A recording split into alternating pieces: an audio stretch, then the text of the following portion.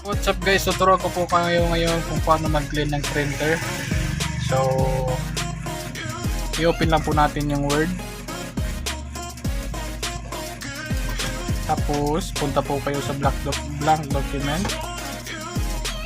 tapos yung i-open lang po natin yung file dito po sa taas, tapos print. So ulitin po natin yung print. Tapos, dito po tayo sa printer properties. Dito po, sa printer properties. Tapos, dito po tayo sa maintenance. Tapos po, lalabas po yan.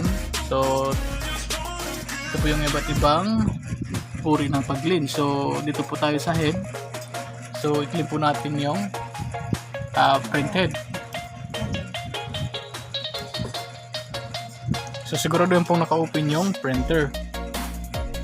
So yan na. So i-start na po natin yung cleaning. So start. Then ayun na po, nag-clean na po yung ating printer. So hintayin lang po natin na matapos. So guys, medyo matagal po to dahil nag-clean pa po yung ating printer. So yun guys, tapos na po. So kung i-print nyo po yung nozzle check pattern para malaman nyo kung okay na. So i-try po natin i-print. So try natin i-print.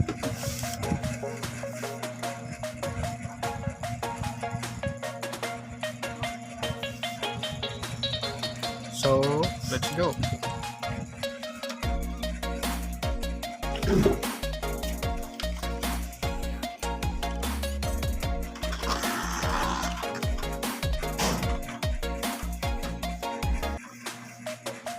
So ito na nga guys yung lumabas. So okay na nga yung ating printer, okay na yung kanyang ink. So medyo meron pa mga gap, pero okay na to. Kung okay naman, i-finish nyo na. Tapos